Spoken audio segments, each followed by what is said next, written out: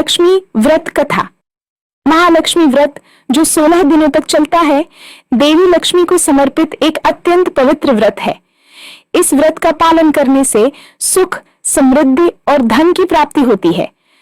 महालक्ष्मी व्रत से जुड़ी कई कथाएं हैं, लेकिन यहाँ हम एक प्रमुख कथा को साझा कर रहे हैं जो इस व्रत के महत्व को दर्शाती है।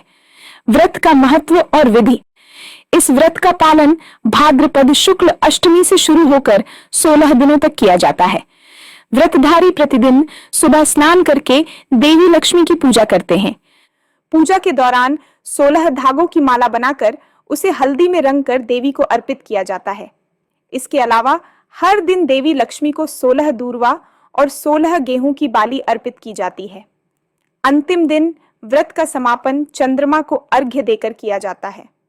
इस व्रत के प्रभाव से परिवार में सुख, शांति और धन धान्य की वृद्धि होती है। हाथी पूजा का महत्व।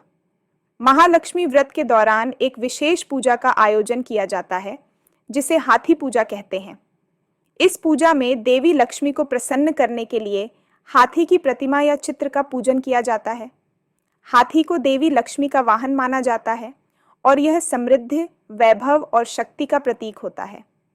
महिलाएं हाथी की पूजा करके धन और समृद्धि की प्राप्ति की प्रार्थना करती हैं। पूजा के दौरान 16 दूर्वा घास अर्पित की जाती है और देवी के चरणों में हल्दी, कुमकुम, अक्षत और जल अर्पित किया जाता है। कथा का प्रारंभ। प्राचीन काल में एक गांव में एक गरीब ब्राह्मण अपने परिवार के साथ रहता था।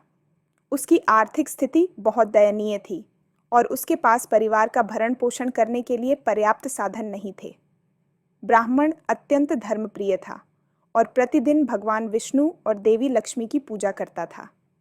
एक दिन ब्राह्मण ने अपने दुखों से मुक्ति पाने के लिए भगवान विष्णु से प्रार्थना की।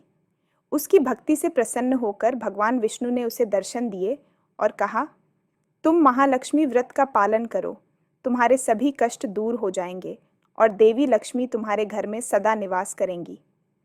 भगवान विष्णु की आज्ञा का पालन करते हुए ब्राह्मण ने 16 दिनों तक महालक्ष्मी व्रत का कठोर पालन किया। उसने देवी लक्ष्मी की पूजा की और विधिपूर्वक व्रत के सभी नियमों का पालन किया।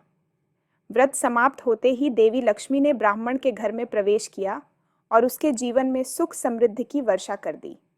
ब्राह्मण का घर धन धान्य से भर गया और उसके परिवार को कभी भी किसी प्रकार की आर्थिक तंगी का सामना नहीं करना पड़ा। बोलिए श्री महालक्ष्मी की जय।